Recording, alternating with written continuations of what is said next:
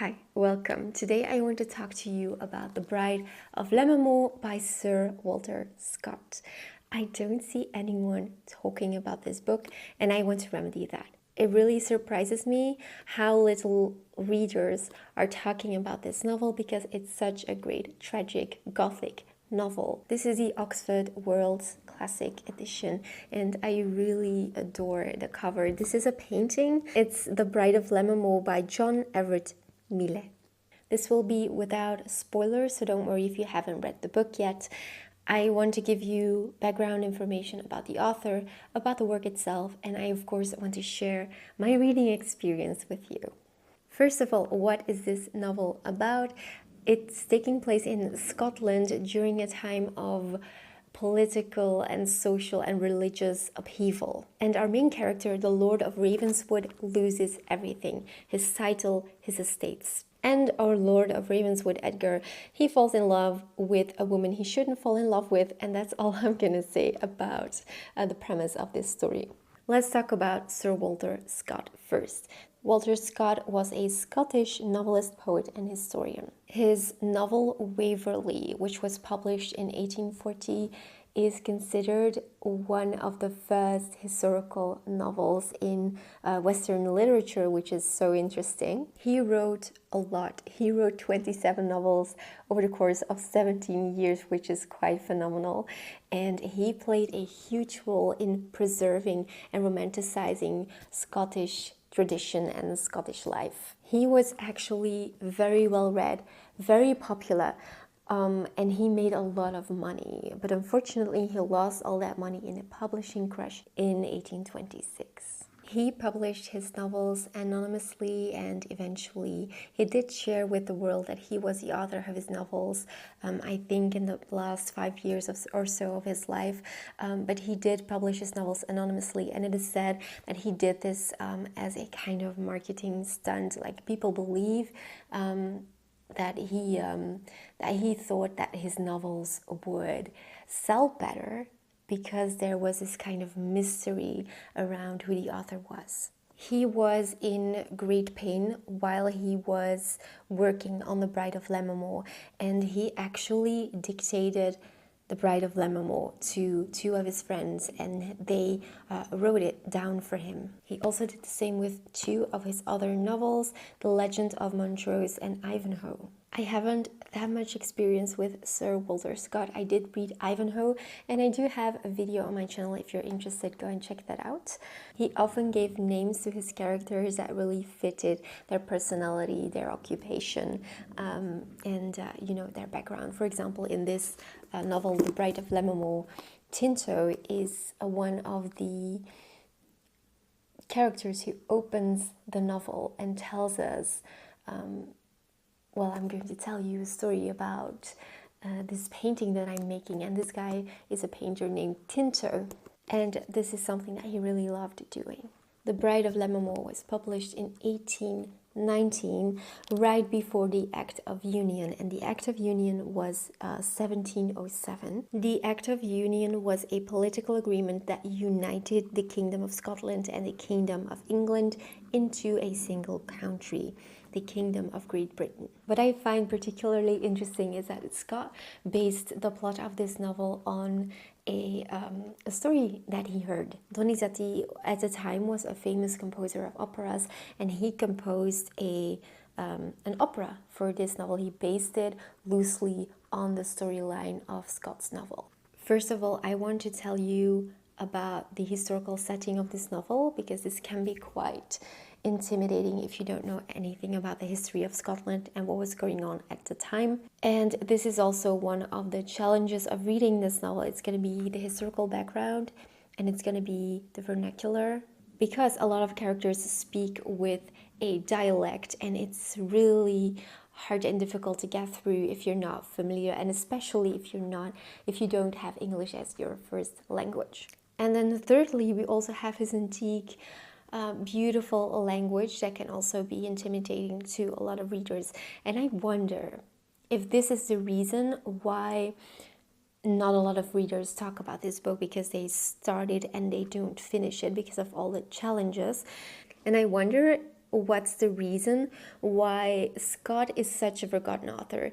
I think it may be because he's a bit more challenging to read. Because with Scott, it's not only his antique old language, it's also the historical setting that he uses in his novels and the vernacular, so the dialect that the characters speak with. There are a lot of Shakespeare references. I think it would be great if you could read Macbeth, Romeo and Juliet, The Tempest, and Hamlet before diving into this novel. It's not a must, so don't worry if you don't want to put all that work into it. But if you have read these plays by Shakespeare, then the references that Scott makes to these works will feel a lot more familiar. I especially want to say Macbeth. So if you're looking for some reading material to pair this novel with, or to read before The Bride of Lammermoor, then I highly recommend to read Macbeth. Now, because there are a lot of references to Shakespeare, to other works, there are also a lot of biblical references, get yourself an edition with footnotes. Yes, you can read the novel on Gutenberg for free, but you won't get the full value, because there won't be any footnotes. And I really enjoyed the footnotes in the Oxford World's Classics, but I'm sure that if you pick a Norton Critical Edition or a Penguin Classics, that you're also going to get a lot of value out of those footnotes. Some of the book club members, because we read it with my book club, also mentioned that they had a lot of value out of reading this novel while listening to an audio book, because they heard the dialect and that made things so much easier. So if you compare with an audiobook, that would also that could also make things less difficult. I also want to mention that you can find, and I discovered this after finishing the book unfortunately, but there are chapter summaries on Wikipedia. If you have finished a chapter and you are not sure what has happened, you can take a look on Wikipedia and see what the chapter summary says. Now let's talk a little bit more about the novel itself. So it is a romantic tragedy and based on a real story that Scott has heard.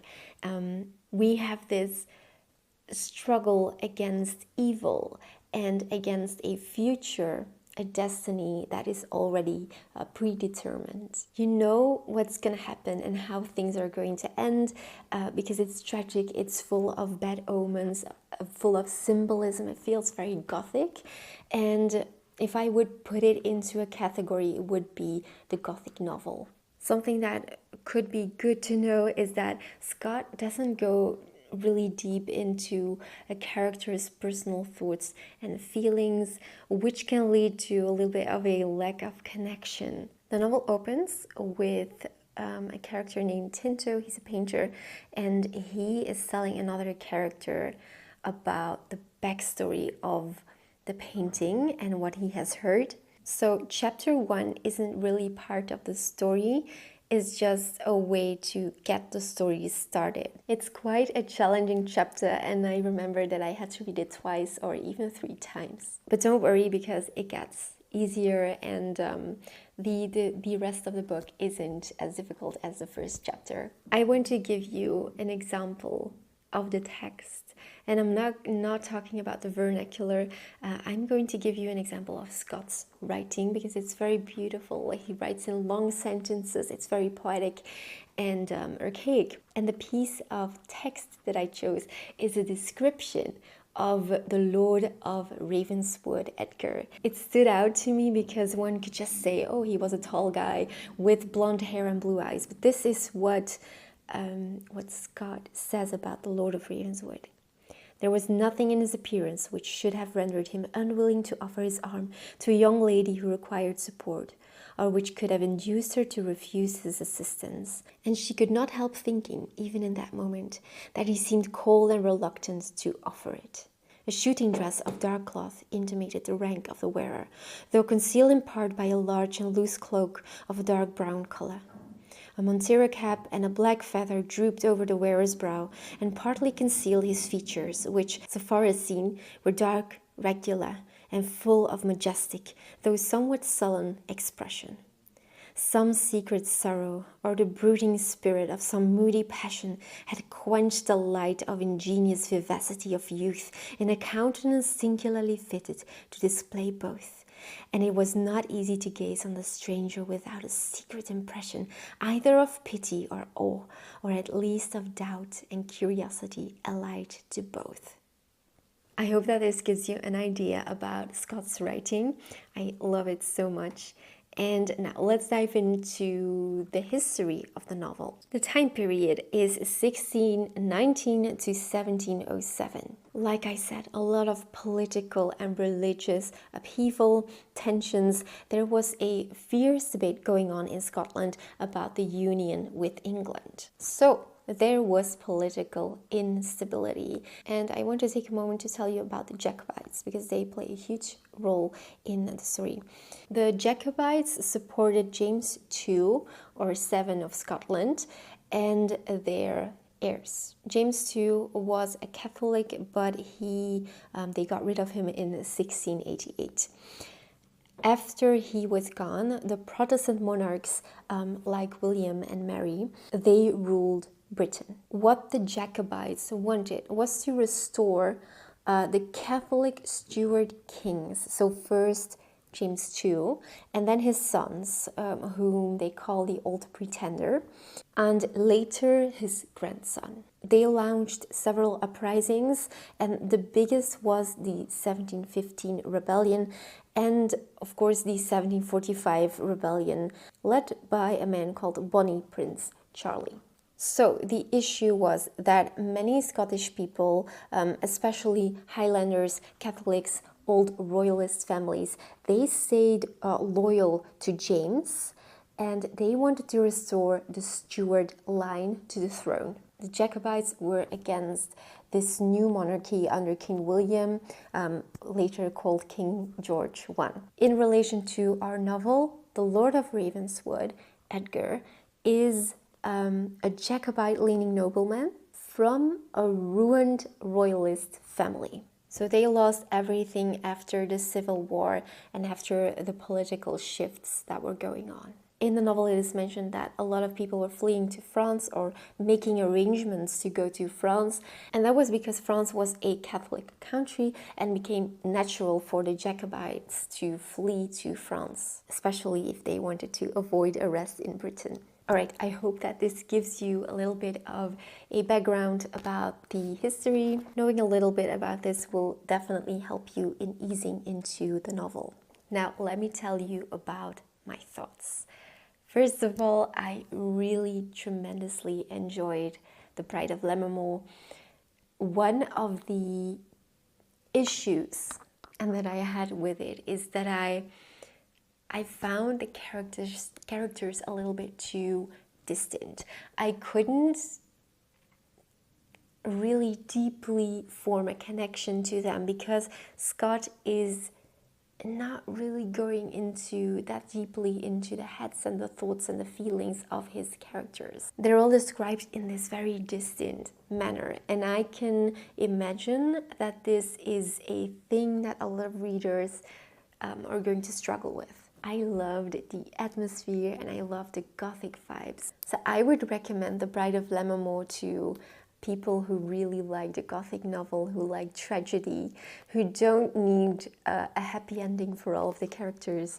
And yes, something that also really annoyed me, so Caleb Balderstone is one of the characters that always speaks in a dialect, which makes him the most difficult character to read in the novel, and I really struggled with him.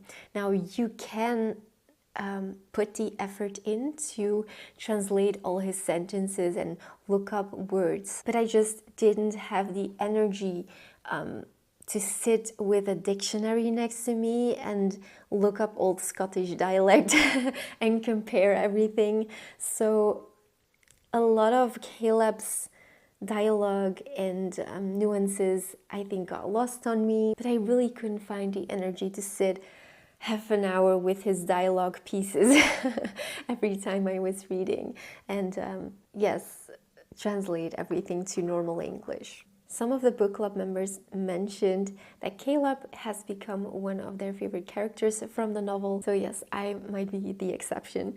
I also really loved Scott's descriptions about the surroundings, about the characters themselves, and there are really some memorable lines in the dialogue. So this novel does come with a lot of challenges, but I think it is worth your time looking into the history, reading the footnotes, looking some things up. At least it was worth it for me, and I really, really very much enjoyed The Bride of Lammermoor. Did I enjoy it more than Ivanhoe? I think yes. I prefer The Bride of Lammermoor over Ivanhoe. I'm really excited to get to know more of his works, and the next one that I may pick up could be Waverley. Do let me know if you've ever read a novel by Sir Walter Scott. I would love to know. And as always, I'm looking forward to seeing you next week.